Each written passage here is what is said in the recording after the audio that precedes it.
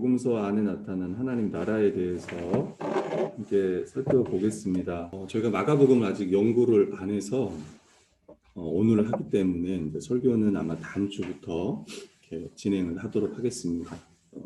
오늘 특강 가운데 마가복음이 많이 또 인용되어 있기 때문에 또 여러분이 앞으로 연구하거나 또 설교를 들을 때 많이 도움이 될 겁니다.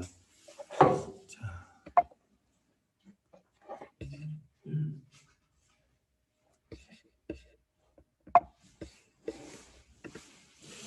네, 성경의 주제는 하나님 나라입니다.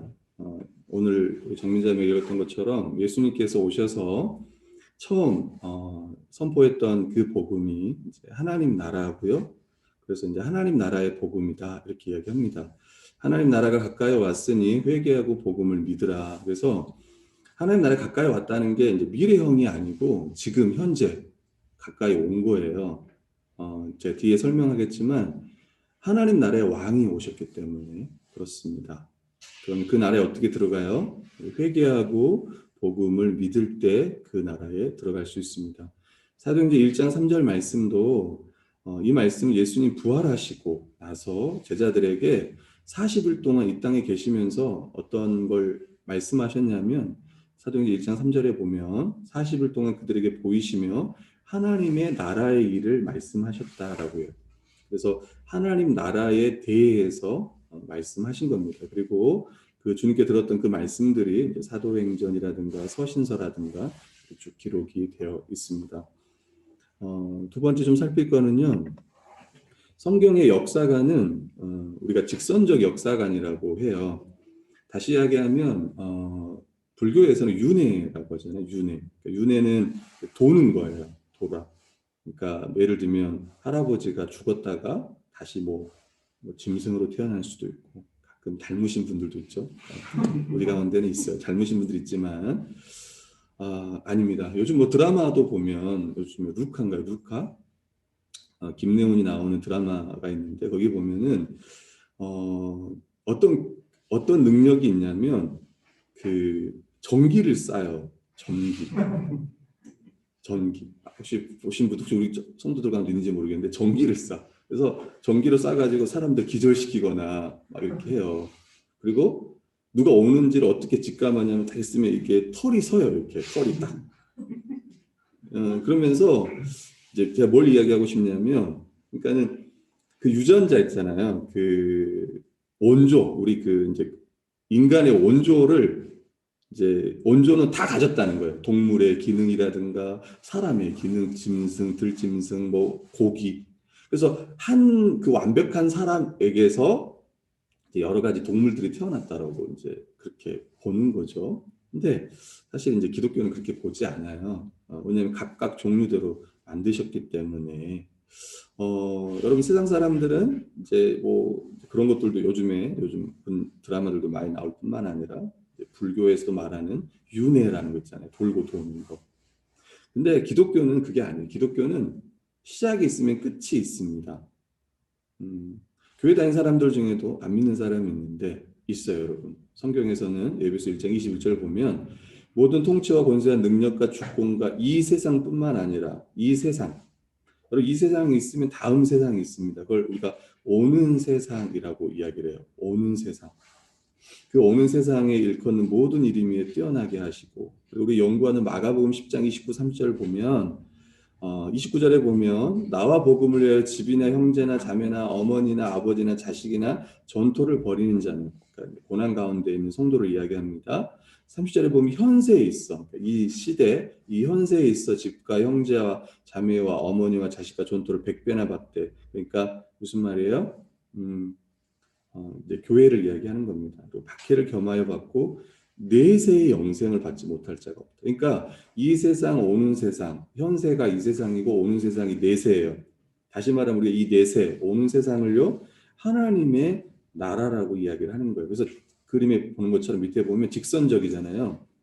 이 시대가 끝나고 오는 시대가 오는 줄 알았는데 그 중간에 누가 왔어요? 메시아가 왔어요. 메시아 도래가 보이죠? 그러니까 세상 사람들이 이 시대가 끝나고 그냥 다음 세상에 올 거라 생각했는데 다음 세상이 끝나기 전에 오는 세상이 왔어요. 오는 세대. 하나님의 나라가 온 거예요. 어떻게? 하나님 나라의 왕이신 그리스도, 메시아가 도래하면서 그렇게 되었습니다. 그러니까 이제 가끔 이제 교회 다니는 사람 죽어도 뭐 천국 갈 수 있습니까? 예, 죽어봐야 알죠. 네, 그런 사람들은 제가 봤을 때는 못 간다고 봐야 돼요. 죽어보세요. 어떻게 되는지. 무슨 말이냐면 교회 다니면서도 아직 이걸 모르는 분들이 있는데 그게 아니고 하나님의 나라는 이미 왔다니까요. 다시 말하면 진짜 내세가 있잖아요. 근데 그 내세가 우리가 말하는 그 종말에 일어날 모든 그 일들이 교회 안에 현세 가운데 들어온 거예요. 그러니까 하나님 나라를 죽어서 가는 나라가 아니라 이 땅에서도 하나님 나라를 누릴 수 있다는 거예요. 그러니까 여러분들이 이제 가끔 만나면 묻잖아요. 우리 한수 형제 국회의원처럼 왔는데 우리 한수 형제에게 오늘 밤 이 세상을 떠나면 천국 갈 수 있습니까? 라고 생각하니까 사람들은 자꾸 그런 생각을 하는 거야. 나 죽으면 천국 갈 수 있을까? 죽으면. 여러분 아니에요. 이 땅에서 하나님 나라를 누리지 못하면 우리가 죽어서 천국 갈 거 어떻게 확신합니까? 확신해요, 여러분? 은혜지만 개 중에는 어떤 사람은 이 땅 가운데 확신을 못해도 천국 가는 사람이 있을 거예요, 여러분. 그렇지 않아요? 예를 들면 전철을 타는데 예를 들면 전철 타고 오신 분들이 있는데 전철을 탔는데 예를 들면 목적지가 있잖아요. 내가 예를 들면 신도리명을 탔어. 그럼 신도리명 오잖아요. 내가 그 생각하잖아요. 아, 신도리명에 도착 안 할 거야, 도착 안 할 거야, 도착 안 할 거야, 도착하잖아요. 마찬가지로 정말 교회 다니고 예수 믿으면 혹시 확신이 약하더라도 하나님 나라 갈 겁니다. 근데 대부분의 사람들은 이 땅에서 하나님 나라를 누려요. 누린 자가 하나님 나라 갈 거를요 확신한다는 거예요. 그러니까 죽어봐야 천국 가지라고 말하는 거는요 맞지 않는 말인 거예요. 자꾸 죽음에 관심 있잖아요. 죽으면 천국 갈 수 있어. 그게 아니라 이 땅에서 하나님 나라를 누리느냐, 천국에 들어가서 누리느냐가 중요한 겁니다. 자, 이 세대의 특징들을 좀 살펴보겠습니다. 이 세대는요 누가 지배하냐면 사탄이 지배해요. 2절에 보면 공중의 권세 잡은 자를 따랐으니 곧 지금 불순종의 아들들 가운데 역사하는 영이라. 사단이 역사합니다. 그래서 3절에 보면 우리 예수 믿기 전에는 우리 육체의 욕심을 따라 지내며 육체와 마음이 원하는 것을 하여 다른 이들과 같이 본질상 진노의 자녀였다라고 이야기해요. 세상 풍조를 따르고 그 다음에 마음이 원하는 거, 육체가 원하는 거 했던 것들은요 다 사단의 그 역사 가운데 우리가 능동적으로 순종하며 나갔던 거죠. 뿐만 아니라 이건 씨 뿌리는 비유인데요. 13절에 보면 씨를 뿌려요. 말씀을 전하는 거죠. 15절에 보면 말씀을 들을 때 누가 역사하냐면 사단이 즉시 와서 그들에게 뿌려진 말씀을 빼앗는 것이에요. 그러니까 교회 다니는 사람들 중에도 이런 사람들이 있습니다. 교회에서 와서 말씀은 듣지만 실제로 믿음이 없는 경우가 있어요. 그러면 믿음이 안 생기나 보다 이게 아니라 누가 역사하냐면 배후에는요 사단이 역사하고 있다는 거예요. 16절에 보면 어떤 사람 말씀을 받았습니다. 근데 넘어져요. 말씀을 들을 때 기뻐 받아요. 신자 같잖아. 설교할 때 막 웃기도 하고 기뻐하면서 들어. 근데 믿음이 안 자라. 그걸 보면 왜 그랬냐면 환난이나 박해가 오면 넘어져요. 다시 말하면 말씀을 버린다는 거예요.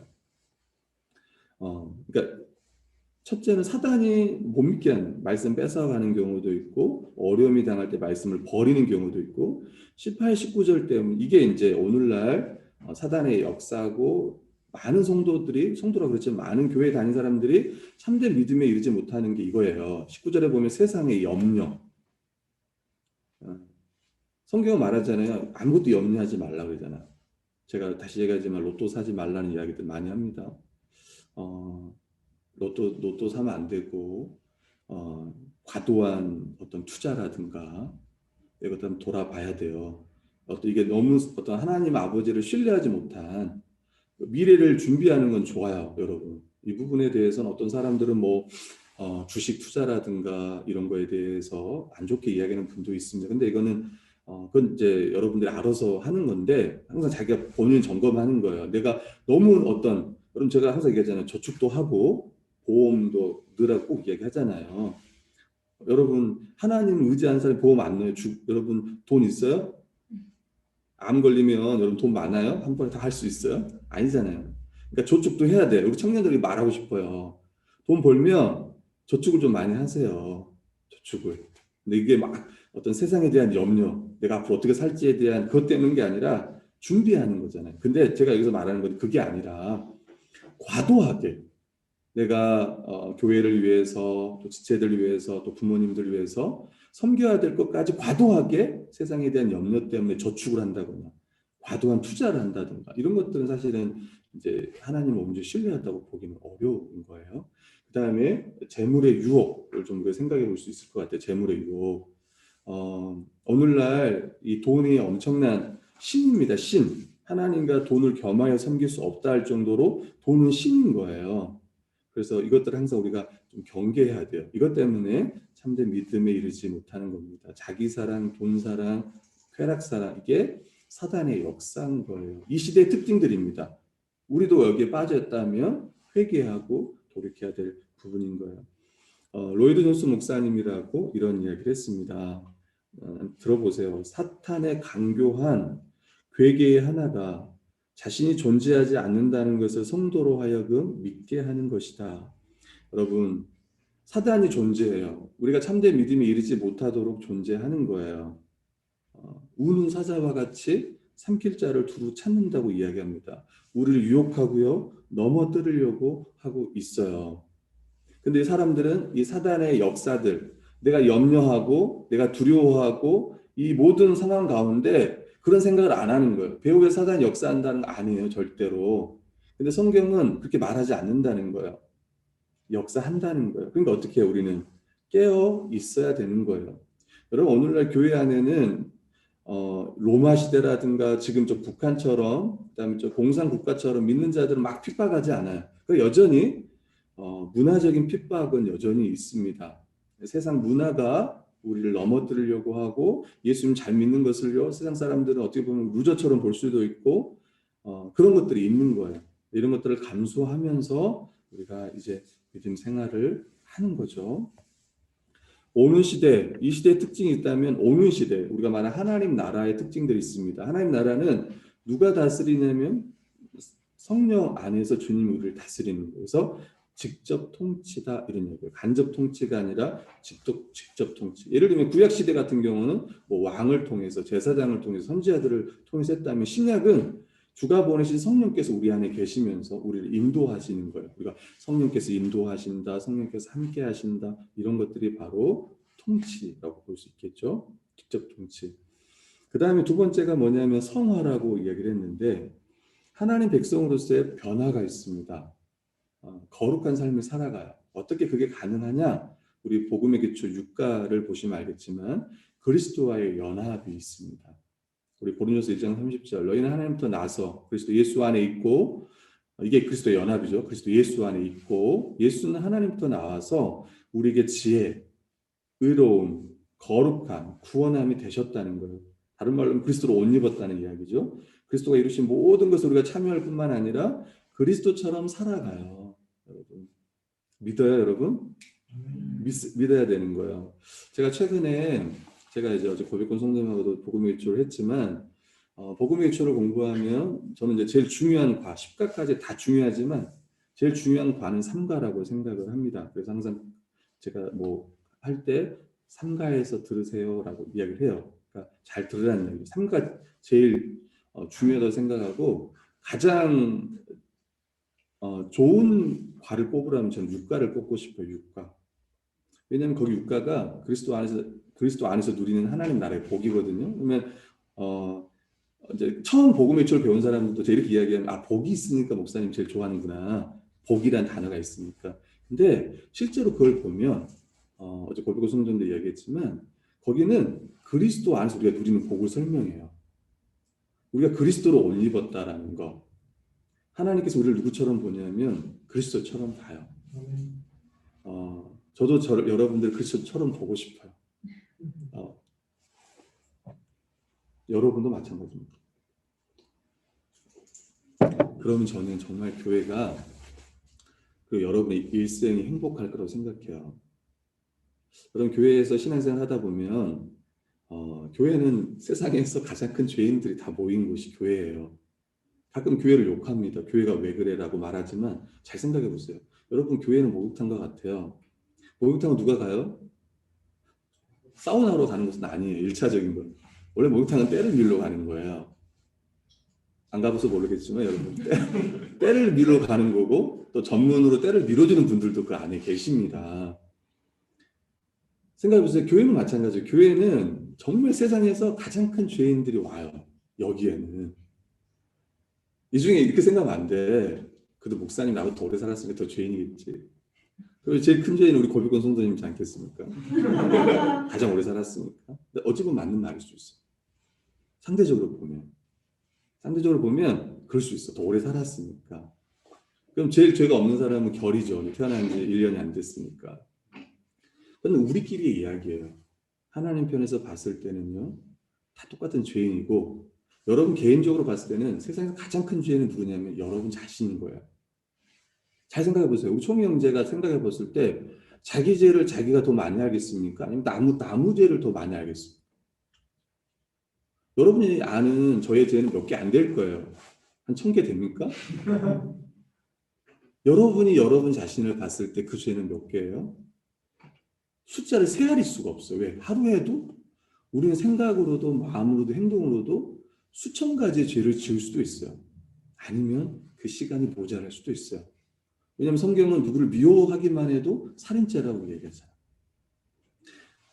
간음, 마음으로 누군가의 음란한 마음을 품어도 성경은 간음죄라고 얘기해요. 그러니까 이 마음을 이야기하기 때문에 죄인이 아니라고 말할 수 있는 단 한 사람도 없다는 거예요. 근데 복음의 주 6간을 뭘 얘기하냐면 이렇게 얘기하는 거예요. 근데 하나님께서 우리를 보실 때 그렇게 안 본다는 거예요. 누구 안에 있는 자로 보냐면 그리스도 예수 안에 있는 자로 본다는 거예요. 복음서에서 여러분 보았을 거예요. 하나님께서 세례받고 나온 예수 그리스도에게 뭐라고 얘기하냐면 이는 내 사랑하는 아들이요 내가 기뻐한다라고 이야기해요. 그럼 우리가 하나님 보셨을 때 나는 그렇게 많은 죄를 지었고 했지만 우리가 그리스도 안에 있다면 우리 어떻게 보시냐면 사랑하는 아들이요 기뻐하는 자로 본다는 거야. 아멘. 뿐만 아니라 이제는 이 믿음으로 지체를 바라보는 거예요. 때로는 지체가 내 마음에 안 들 수도 있고 또 부족할 수도 있고 심지어 나에게 해를 가할 수도 있고 심지어 교회 안에 원수 같은 사람이 있을 수도 있고 근데 그냥 원수로 보지 않는 거죠. 그리스도 예수 안에 있는 자로 보는 거예요. 그러면 그 자체가 너무 존귀하고 너무 아름답고 너무 귀한 것입니다. 뿐만 아니라 의와 평강과 희락을 누립니다. 하나님 나라는 먹는 것과 마시는 것이 아니요 오직 성령 안에 있는 의와 평강과 희락이 의는요 죄와 싸웁니다. 평강은요 근심 가운데 평강을 누려요. 그래서 아무것도 염려하지 말라고 얘기하잖아요. 기도하라고 얘기하잖아. 여러분 염려한다고 뭐가 해결돼요? 해결됐어요 여러분? 안 됩니다. 배웠을 거예요. 그냥 염려는 한 번 하면 돼. 그죠? 잘 보세요. 내가 염려를 해. 우리 광희 이제 봐봐. 시험을 보잖아. 합격 축하하고. 벌써 하나를 합격했어요. 대형 면허 합격했어. 너무 축하하고. 잘 보세요. 이제 시험을 봐. 이제 막, 시험을 보는데 이제 여기서 떨어지면 어떡하지? 떨어지면 어떡하지? 이제 공무원 시험을 준비하고 있다면 떨어지면 어떡하지? 실제 떨어졌어. 그럼 봐봐. 원래 그때 떨어질 때 한 번만 하면 되는데 두 번 염려하는 거야. 다 떨어지면 어떡하지? 떨어지면 어떡하지? 떨어졌어. 근데 합격을 했어. 합격을 하고 강의가 머리 딱 자르고 나타났어. 우리 합격한 줄 알았어. 네. 그냥 네. 보세요. 합격을 했어요. 그러면 보세요. 한 번도 염려하지 않아야 될 걸 염려한 거잖아. 이게 무슨 말인지 알아요? 그러니까 염려하지 말라는 거야. 안 해도 될 염려고 한 번 해야 될 염려를 또 하는 거기 때문에 염려할 필요가 없어. 그래서 성경 뭐라 그래요? 염려하지 말고 그 목사님 염려 하나도 안 하세요? 합니다. 여러분보다 더 많이 하고 저는 여러분 때문에 더 염려하니까 더 염려를 할 거예요. 그런 염려가 나오잖아요. 그때 기도하세요. 하나님 아버지 저 떨어지면 어떡합니까? 주님 도와주옵소서. 바로 우리 초기 형제님 주님 저는 오래 만나야 됩니다. 우리 우희 형제도 이제 뭐 누나 아이 가졌다 축하드리고 목사님 아니 하나님 아버지 저도 결혼을 해야 되는데 네 도와주십시오. 제 눈을 열어서 보게 해주십시오라든가 무슨 말인지 알겠어요? 염려할 게 많은데 어떤 사람은 계속 염려하는 거예요. 우리 한수 형제 벌써 염려 들어갔는데 계속 염려하는 그 순간에 기도하는 거예요. 이건 제가 하는 말이 이제 존경하는 예전에 목사님 했던 말이에요. 염려가 나오잖아요. 그럼 안 나올 수가 없어. 이 사람 살면서. 이 세상 사는 게 염려가 없고 정말 슬픔이 없습니까? 아니라는 거예요. 근데 염려하는 가운데 평강을 누릴 수 있는 거는 우리가 기도할 수 있는 거예요. 그리고 기도를 부탁할 수 있는 교회가 있는 거예요. 그리고 희락, 기뻐하라는 거예요. 기뻐하라. 이런 상황 가운데 하나님 앞에 기도하고 또 내가 그리스도 안에서 어떤 큰 복을 받았는지. 사실은 여러분 저는 그래요. 저는 그랬으면 좋겠어요. 저희 집이 예를 들면 없어졌어요. 저희 집이 없어졌어. 우리 교회가 없어졌어. 우리 교회가 공중분해가 됐어. 없어졌어. 우리 교회 성도들이 그 말씀을 다 나갔어. 다 나갔어. 그럴 때 정말 제가 기뻐했습니다. 슬플 수 있겠지만 이야기를 왜 하냐면 사람들은 어떤 조건을 이야기를 하면 우린 끝이 없을 거야. 이렇게 했으니까 기뻐하고 또 이렇게 했으면 또 슬퍼하고 그럼 우리는 일평생 계속 슬퍼하다 우리 인생 끝날 거예요. 그러나 우리 가장 큰 복을 받은 자잖아요. 이미 그리스도 안에 있는 자고 심지어 우리가 하나님 나라에 들어갔다라고 이야기를 합니다. 이 자체만으로 가장 큰 복을 받은 자예요. 나머지는 다 옵션이에요. 옵션. 영어 썼습니다. 옵션. 그렇기 때문에 우리 성도님이 기뻐했으면 해요. 그러면 누릴 수 있어요. 하나님 안에서. 성령 안에서 의와 평강과 희락을 누릴 수 있어요. 잠깐 슬퍼할 수도 있고 잠깐 염려할 수도 있지만 그건 정말 잠깐이어야 되는 거예요. 네 번째는 만물의 회복입니다. 다시 하나님 나라가 완성이 될 거예요. 내가 새 하늘과 새 땅을 보니 창세기 1장 그리고 요한계시록 21장 이렇게 이야기하는 거예요. 새 하늘과 새 땅을 이야기합니다. 하늘과 처음 땅이 없어졌고 바다도 다시 있지 않더라. 이 바다라는 말은 아마 이제 어떤 악의 세력을 이야기하는 거예요. 진짜 바다가 아니고 하나님이 그들과 함께 계시리니 그들은 하나님의 백성이 되고 하나님 친히 그들과 함께 계셔서 모든 눈물을 그 눈에 닦아주신 다시는 사망이 없고 애통하는 것이나 곡하는 것이나 아픈 것이 다시 있지 아니하리니 이전 것들이 다 지나갔습니다. 네, 성경이 이렇게 말합니다. 하나님 나라가 완성될 거다. 인간뿐만 아니라 우리 구원뿐만 아니라 만물이 다시 회복될 것이다. 새 하늘과 새 땅이 보게 될 것이다. 이렇게 이야기를 하는 거예요. 자, 다섯 번째입니다. 예수님은 하나님 나라의 왕이십니다. 왕이 오신 거예요. 왕이 오셔서요. 복음을 전해요. 우리가 하나님 나라 이야기할 때 하나님 나라가 이미 왔어요. 이 시대가 끝나기 전에 예수 그리스도의 초림 하나님 나라가 왔습니다. 이 시대, 죄와 사망이 지배하는 이 시대, 그래서 육체를 따른 이 시대 가운데 하나님 나라가 임한 거예요. 하나님 나라는요, 의와 생명이 지배해요. 의를 얻었고 그 생명 가운데 살아갑니다. 그래서 우리가 뭘 따르냐면 육체가 아니라 성령을 따라요. 성령의 인도하심을 따라요. 그래 보니까 이 시대 가운데 하나님 나라가 와서 그 네모 박스 점선들 보이지만 이제 이 안에가 성과 악이 여기 각축장이에요. 성과 악에 여전히 죽음의 문제도 있고 죄 짓는 문제도 있고 고난의 문제도 있습니다. 우리가 이거를 이해를 해야 돼요. 지금 하나님 나라가 완성되지 않았기 때문에 예수 그리스도가 오셔 완성되잖아요. 이 완성된 이 중간 이걸 이제 뭐라고 하죠? 중첩이 되어 있는데 하나님 나라와 이 시대가 중첩이 되어 있어요. 그래서 뭐 신학적으로는 뭐 두 세대 이론이라 이런 표현도 써요. 이 시대와 어느 시대가 겹쳐 있는 거예요 지금. 그러니까 그 안에 여러 가지 어려움들이 있는 거야. 고난도 있고 질병도 있고 심지어 죽음의 문제도 있고. 그러면 그리스도인들이 어떻게 해요? 죄와 죄 짓는 문제와 이거에서 싸우겠죠. 영적 전쟁이라고 말하는 죄와 싸움도 있을 거고 말씀 붙들고 교회와 함께 싸우는 부분도 있을 거고 또 이 고난의 문제와 죽음의 문제 앞에는 새 하늘과 새 땅 완성된 그 하나님의 나라를요 소망하는 거죠. 여러분 기억하세요. 이미 하나님 나라가 임했습니다. 올레디라고 하는 이미 하나님 나라가 임했어요. 그리스도와 함께 임했습니다. 그 나라의 왕이 오셨잖아요. 근데 그 나라는 아직 완성되지 않았어요. 그래서 난 예라고 해요. 그래서 우리가 어떻게 사냐면 이미와 아직 사이에 사는 거예요. 우리가 이거를 이해해야 돼요. 이걸 이해하지 않으면 문제들이 많이 발생합니다. 여러분 좀 더 제가 설명을 해보면 이건 이제 좀 뒷부분인데 어떤 사람은요 이미만 강조하는 부분이 있어요. 이미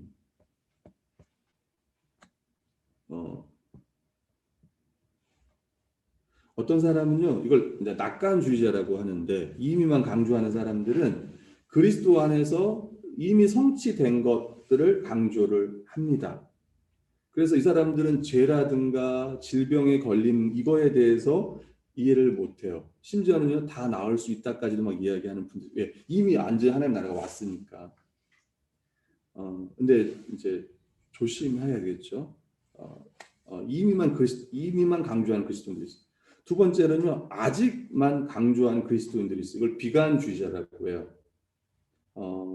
이 사람들은 어떤 인간의 무지와 실패, 또 질병, 죽음, 이런 이미 이루어진 거에 대해서 이걸 감사하지 못하고 도리어 이제 이루어지지 않는 거에 대해서 너무 막 비관적으로 생각을 해요.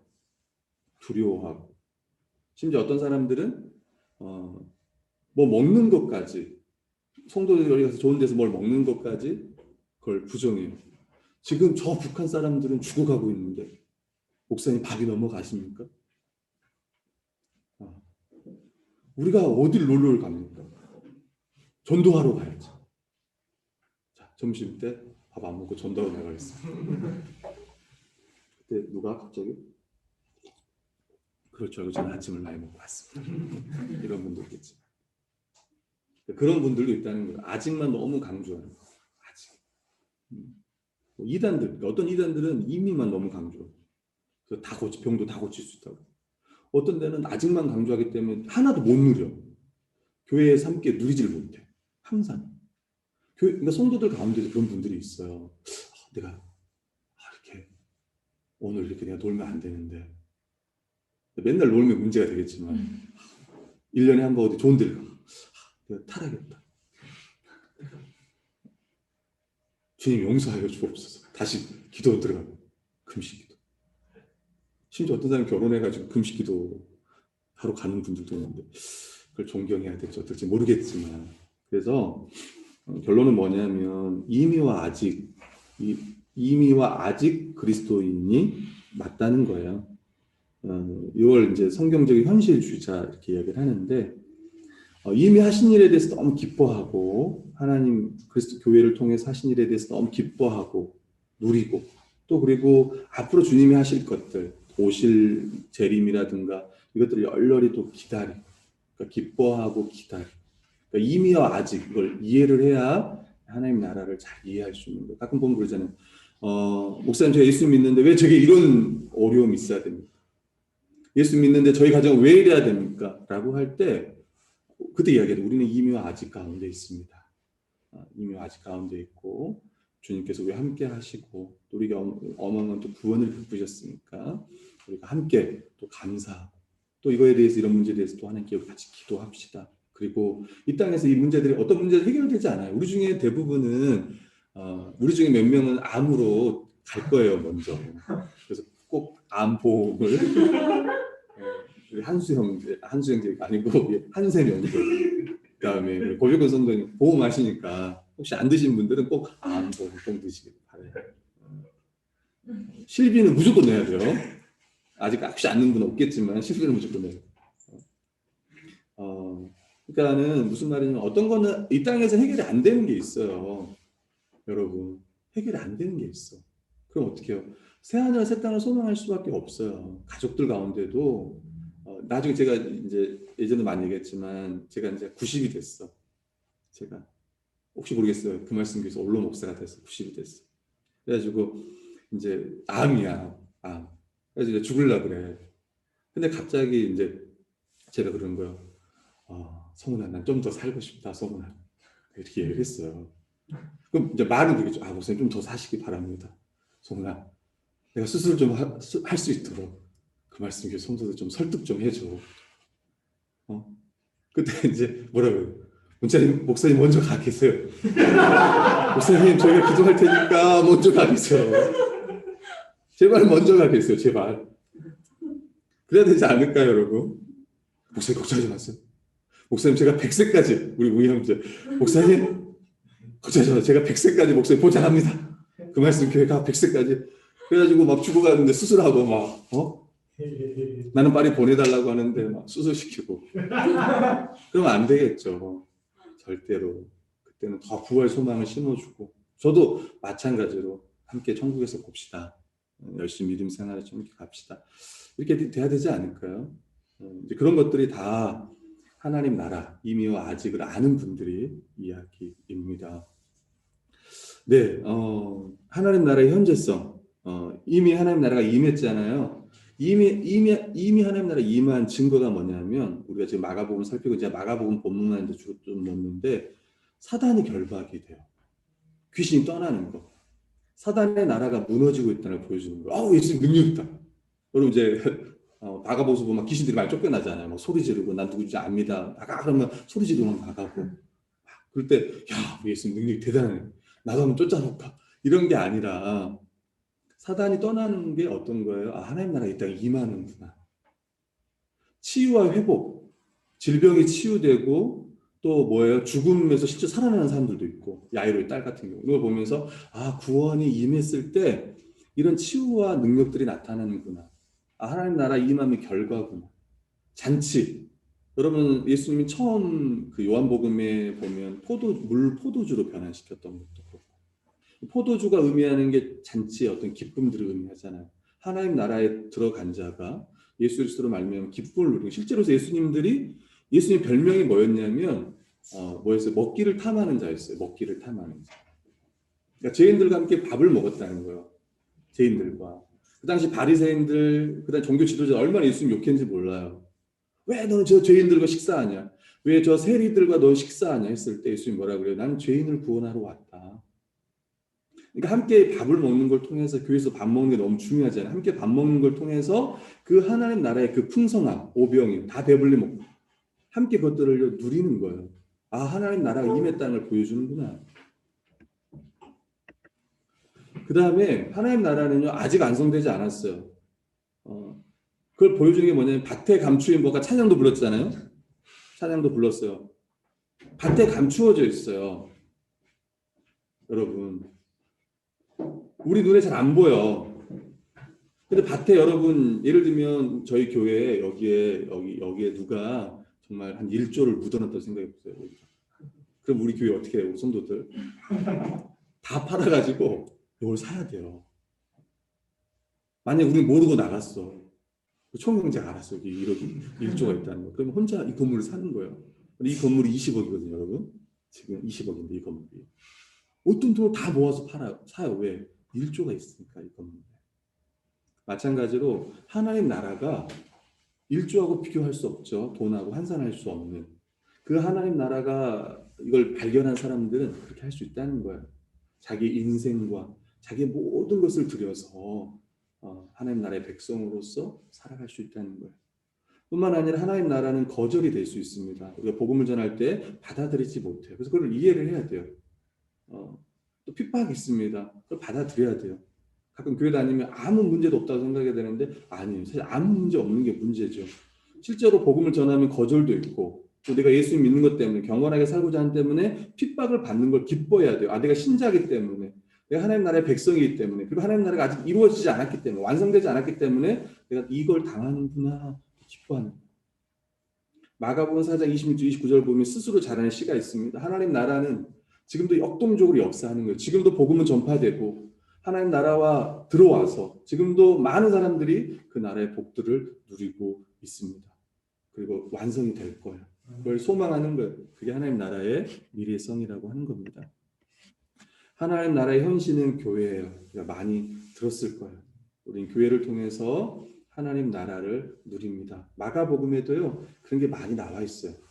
우리가 말하는 자기 부인, 예수 그리스도를 따르는 삶, 그리고 10장 45절에 나오는 섬김, 인자가 온 것은 섬김을 받으려 함이 아니요 많은 사람을 섬기려 하고 자기 몸을 대속의 제물로 내주셨다는 것, 내주심.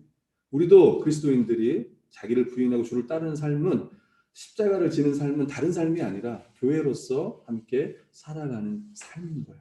이것이 세상의 빛이 될 것이고 세상의 소금일 거예요. 그러니까 참된 교회가 되는 게, 참된 이 하나님 나라의 백성이 되는 게 너무나 중요합니다. 마지막입니다. 마지막은요, 책 제목입니다. 나중에 여러분 기회가 되면 스탠리 하우거스의 이 책을 사서 보면 좋겠는데, 하나님의 나그네 된 백성의 제목이에요. 특히 하나님 나라에 대해서 저도 이제 이 책을 사서 이제 보려고 합니다. 우리는 나그네 된 백성이에요. 나그네, 이 땅에서 나그네. 우리 본향이 있어요. 하나님의 나라입니다. 그럼 우리가 어떻게 살아야 되냐면요. 너희는 먼저 그의 나라와 의를 구하라. 아까 염려하지 말라 그랬잖아요. 그럼 우린 진짜 염려해야 될 건 뭐예요? 다른 게 아니라 그의 나라와 그의 의예요. 하나님의 나라. 이 땅 가운데 하나님의 나라가 임하기를 주기도문을 기도하는 것처럼 또 교회를 통해서 하나님의 나라가 더 드러나도록 우리의 삶을 통해 더 드러날 수 있도록 이 모든 것을 너에게 더한다. 우리의 필요를 채운다는 거예요. 마태복음 아까 말했던요. 마치 밭에 감추인 보화와 같은 사람이 이를 발견하고 기뻐하며 돌아가서 자기의 소유를 다 팔아 그 밭을 샀대요, 여러분. 기뻐하며 우리가 하나님 나라를 알고 발견해서요. 기뻐하기를 원해요. 아멘. 교회 나오는 게 억지로 되지 않았으면 합니다. 그리고 혹시나 교회 나오시는 게 힘들고 예수 믿는 게 힘든 사람들도 이걸 알게 되면 그리스도를 알게 되면 그분의 그 사랑과 그분의 은혜를 알게 된다면 그 교회의 영광을 안다면 자기의 모든 것을 다해 내 가진 것을 다해서 하나님 나라의 백성으로서 그렇게 살아갈 수 있을 거예요. 마지막 베드로전서 1장 17절입니다. 같이 한번 읽어보겠습니다. 시작. 영원히 않고 각 사람의 행위대로 심판하시는 일에 너희가 아버지가 부른즉 너희와 나를 있을 때 그러므로 지내라. 아멘. 네, 마지막입니다. 여러분 오늘 이제 설교 제목이 복음서 안에 나타난 하나님의 나라입니다. 구약에도 하나님 나라가 있고 신약에도 있지만 예수 그리스도를 통해서 하나님 나라가 이 땅에 임했고 그리고 그리스도가 다시 오실 때 그 나라가 완성될 거예요. 이 완성될 그 나라, 이 땅에서 하나님 나라를 누리고 완성될 그 나라를 소망할 때 이 현실, 이 세상 것에 우리는 압도되지 않을 거예요. 신자지만 교회를 다니지만 여전히 이 세상에 압도되는 거는 내가 그 오는 세상 하나님 나라에 압도되지 않았기 때문에 하나님 나라를 소망하는 성도야말로 이 세상의 것에 지배당하지 않습니다. 다시 이야기하면 내가 이 세상을 나그네로 사는 거예요. 나그네로 산다는 건요. 이 땅에서 모든 것을 다 누리는 게 아니에요. 그러나 오늘날 많은 성도들은 이 세상에서 모든 걸 다 누리려고 해요. 잘 먹고 잘 살려고 합니다. 그냥 평범한 삶이 아니라 그 이상의 삶들을 꿈꾸는 거예요. 그리고 그 이상의 삶들을요 비교하며 살아가는 거예요. 그러면 이 세상에 압도되어서 정말 하나님의 백성, 그 나그네로 우리 이 세상에 잠시 머물다 갈 세상이에요. 잠시예요. 영혼에 비하면 영혼, 창조하고 주님이 오실 그때가 아니라 지금부터 영혼은 끝이 없는 세상이에요. 그러면 이 세상의 삶은 우리가 이 땅에 사는 잠깐의 삶은 우리가 100년이라고 말하지만 이 삶은요 정말 잠깐의 삶일 거예요. 성경은 말합니다. 너희가 나그네로 있을 때 두려움으로 지내라. 다시 이야기하면 완성될 그 나라를 소망하고 이미 임한 하나님 나라를 교회 안에서 충만히 누리라는 거야. 마가복음을 통해서 하나님 나라의 왕이신 예수 그리스도를 더 알고 그분이 꿈꾸셨던 그 나라를요 우리가 함께 눈으로 보기를 소망합니다. 아멘.